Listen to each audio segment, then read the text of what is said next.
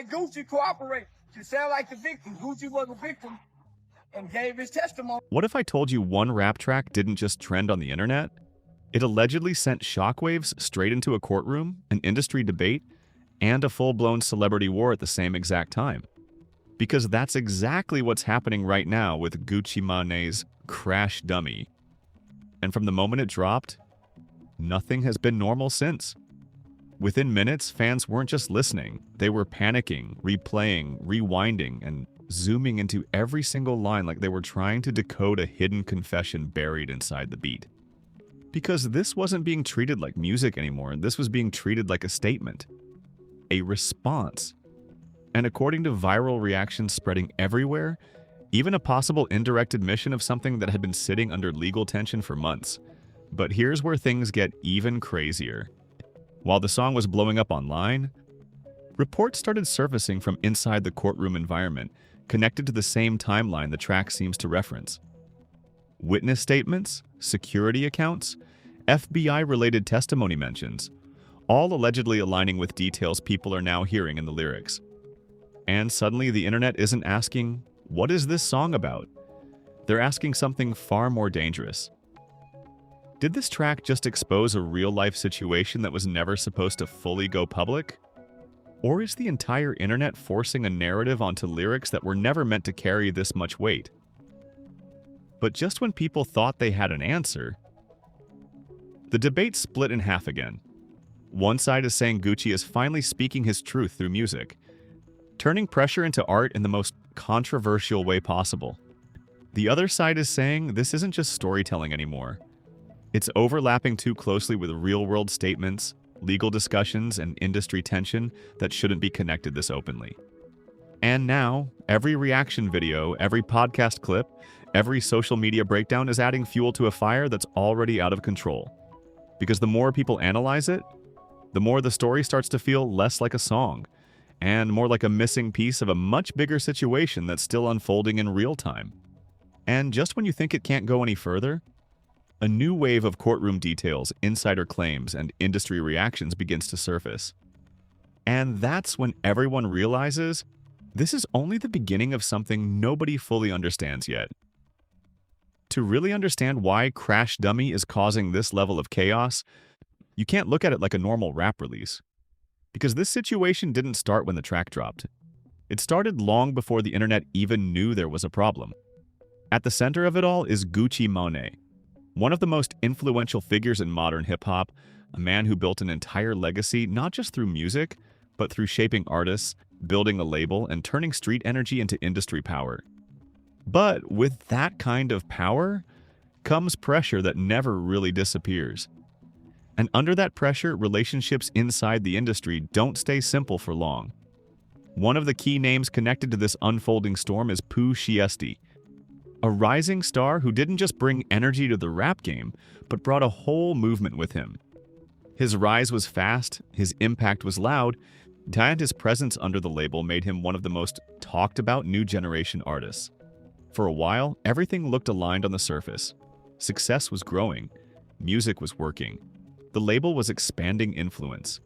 But behind the scenes, the story, according to circulating reports and commentary, wasn't nearly as smooth as it looked from the outside.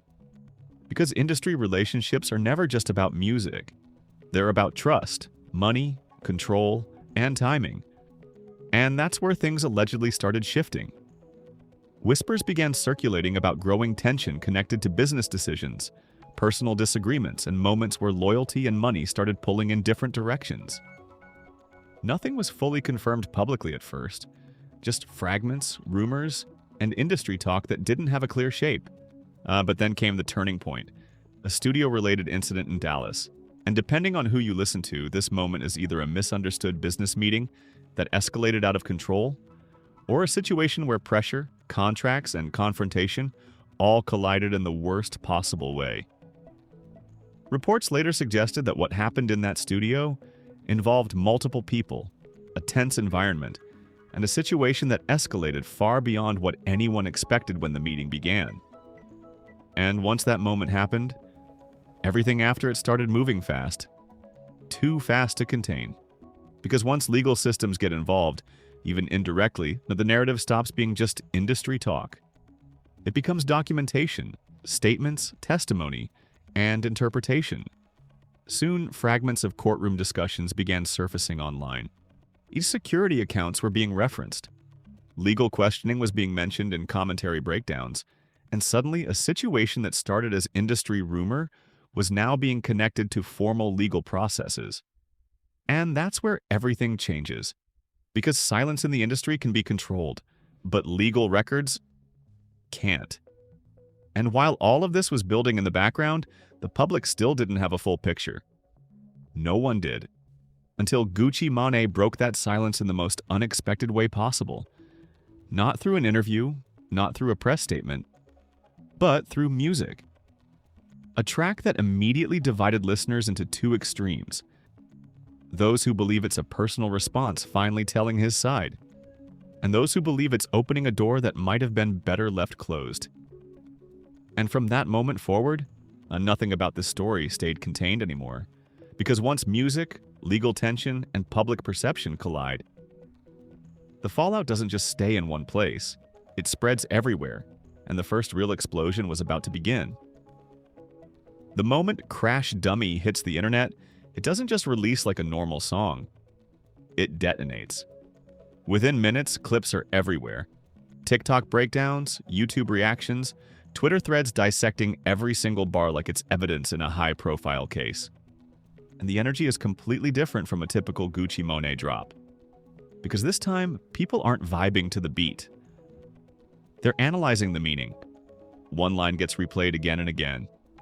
Another bar gets slowed down, zoomed in, reinterpreted from 10 different angles. And suddenly, the internet reaches a disturbing conclusion. This doesn't sound like storytelling. This sounds like a response. A response to something specific, something real. And that's when the first wave of controversy explodes. Fans begin claiming that the track indirectly references a studio situation involving pressure, confrontation, and a deal that didn't go the way it was supposed to go. Some even say it sounds like a situation where business and street energy collided inside a controlled environment. And nobody walked out with the same perspective. But then things take a darker turn.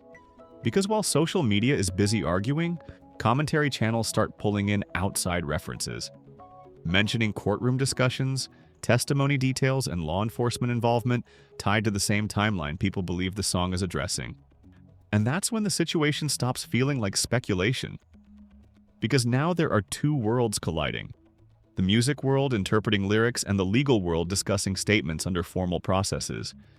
And when those two overlap, the internet always explodes. Then comes the first major twist that flips the entire narrative. A viral breakdown claims that Gucci Mane didn't just respond through music, but that he may have already given an official statement regarding the incident long before the song ever dropped. And suddenly everything changes. Because if that's true, then Crash Dummy isn't the first version of the story. It's the public version. And that realization sends shockwaves through the audience.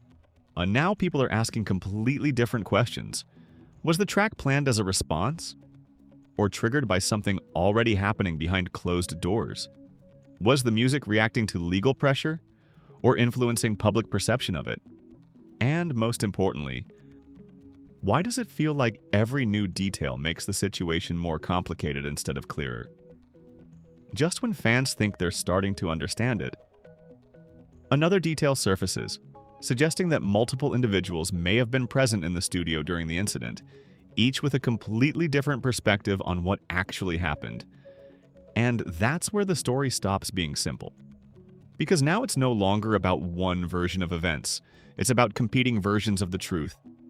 And the moment that realization hits, the entire internet divides and decides, and the chaos only gets worse from here. At this point, the situation stops being internet debate and starts feeling like a non-stop breaking news cycle. Because every hour brings something new. Every clip adds another layer, and every reaction seems to pull the story in a different direction. Crash Dummy is still trending, but now it's no longer just about the music. It's about what people believe is connected to it. And that's where things spiral out of control.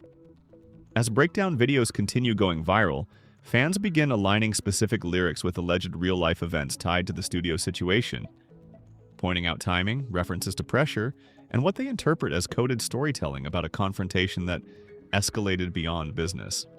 But the real shock comes when commentary from legal-adjacent voices enters the conversation. Suddenly, people start referencing courtroom activity tied to the same timeline. Mentions of statements, testimony discussions, and law enforcement involvement that were never supposed to be part of a public narrative like this. And now, the internet is no longer treating this as rumor. They're treating it as overlapping narratives. One told through music, one allegedly told through legal documentation, and both being compared side by side in real time. Then the second twist hits.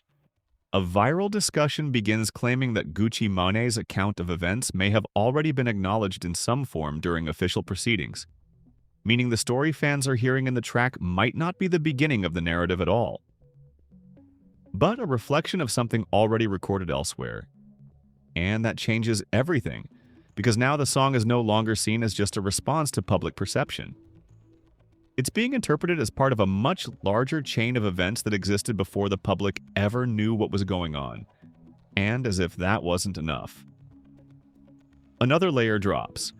Industry commentary starts suggesting that the studio incident wasn't a simple one-dimensional confrontation, but a situation involving multiple individuals with different roles, different intentions, and completely different understandings of what was supposed to happen that day. Security presence gets brought up. Business expectations get questioned, and suddenly the focus shifts again. Because now people aren't asking, what did Gucci say? They're asking, who actually controlled the situation when everything went wrong? And that question alone sends the internet into another meltdown. But the most dangerous part is what happens next. Because instead of settling the debate, the reactions only make things more confusing. Some defend Gucci as someone finally speaking under pressure. Others accuse the narrative of being incomplete, selective, or strategically revealed. And in the middle of all that chaos, one truth becomes impossible to ignore. Nobody is arguing about a song anymore, they're arguing about reality. And that means the next wave of reactions is going to be even more explosive.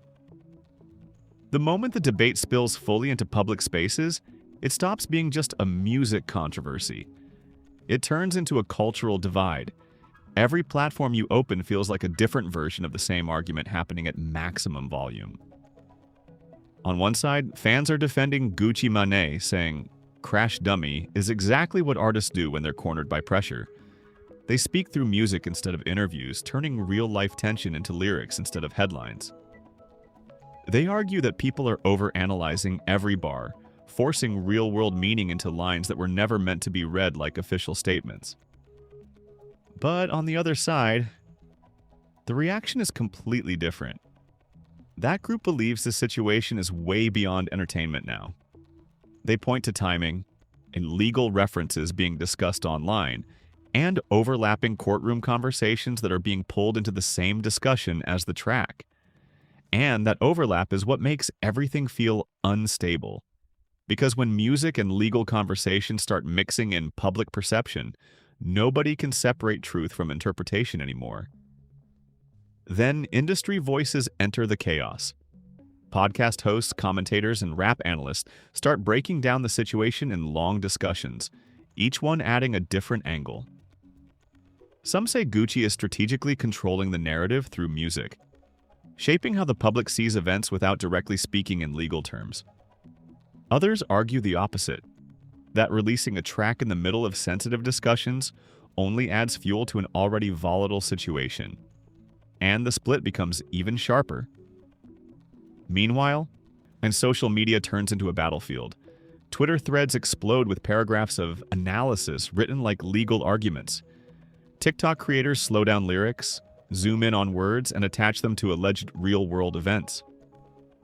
YouTube breakdowns gain massive traction, each one claiming to uncover the real meaning behind the track. And every new interpretation just adds more confusion, because no two explanations match. Then, celebrity-adjacent reactions start appearing. Not direct confirmations, but vague posts, indirect comments, and carefully worded opinions that avoid naming anyone but clearly reference the situation. Some talk about loyalty. Some talk about betrayal. Some talk about how quickly the industry turns when pressure increases. And all of it fuels the same outcome. No one trusts a single narrative anymore. And even neutral listeners are getting pulled into the debate, asking if this is a real-life situation being reflected through music, or a music situation being misunderstood as real-life exposure. And as the divide deepens, a bigger realization starts forming across the internet. This is no longer about who is right or wrong. It's about how many versions of the story exist, and how none of them fully match. And just when it feels like the public reaction has peaked, a final wave of information starts circulating that threatens to completely flip the entire perception again, leading into something far more unpredictable than anyone expected. Just when the internet thinks it has exhausted every angle of the crash dummy situation, something new starts circulating that instantly resets the entire conversation. And this time, it's not just reactions or breakdowns, it's claims of missing context. Because suddenly, discussions begin pointing toward earlier, long-forgotten industry tensions that allegedly existed before the studio situation ever became public knowledge. Old interviews get resurfaced, past relationships get re-examined. Even minor comments from years ago are now being interpreted as foreshadowing of what people believe eventually led to this fallout. And that's when everything starts shifting again, because the narrative stops being a single incident and starts looking like a long chain of unresolved friction that finally snapped under pressure. Then a more explosive angle starts spreading. Some commentators suggest that what happened in that studio wasn't an isolated moment of conflict, but part of a larger breakdown in trust involving business expectations, loyalty concerns, and internal disagreements that were never fully addressed in public. And once that idea enters the conversation, people start rewatching everything with new eyes. Every lyric, every reaction, every leaked detail, all of it gets reinterpreted. But the most controversial part of this final wave is how divided the conclusions become. One side believes Gucci Mane is simply documenting his perspective through music, turning a complex real-life situation into art that reflects his experience. The other side believes the situation is far more layered, suggesting that multiple perspectives exist, and what the public sees is only fragments of a much bigger picture that hasn't fully surfaced yet. And that uncertainty is what keeps the story alive, because the more people try to solve it, the less stable the narrative becomes. Then comes the final chilling detail circulating online. Whispers that more statements, more reactions, and possibly more legal or industry developments could still emerge, meaning this entire situation might not be the climax at all, but just another chapter in an unfolding conflict that hasn't reached its end. And the most unsettling part? No one knows who will speak next, or what version of events will come out when they finally do. And that's exactly why this story isn't closing. It's still opening, in real time, in front of everyone watching. And at this point, after everything that's been said, he analyzed, debated, and broken down. One thing is still completely clear. This situation is far from settled, because Crash Dummy didn't just spark reactions. It split the internet into completely opposite realities, where every person seems to believe a different version of what actually happened. Some people are convinced this is simply Gucci Mane expressing his side through music, turning pressure and controversy into a track that reflects his perspective. Others are absolutely sure there's much more happening behind the scenes, involving industry tension, legal discussions, and personal conflicts that haven't fully been made public yet. And what makes this even more intense is how fast the story keeps evolving. Every new reaction, every breakdown, every commentary clip adds another layer instead of giving answers. So now the real question is not just about the song anymore. It's about perception, it's about truth, and it's about how quickly narratives can shift when music, law, and public opinion collide all at once. And now I want to know exactly where you stand on this. Do you think Crash Dummy is just an artistic response that people are overanalyzing and turning into something bigger than it really is? Or do you think this track is actually connected to a real situation that's slowly being revealed piece by piece through reactions, commentary, and public discussion? Because the internet is completely split right now, and there's no middle ground left. Drop your thoughts in the comments, because this is one of those topics where every opinion adds fuel to the fire. And if you want the next update on this story, because something tells me this is still developing behind the scenes, make sure you stay tuned, stay subscribed, and don't miss what comes next. Because in situations like this, the next twist usually hits when nobody is expecting it. And when it does, everything changes again.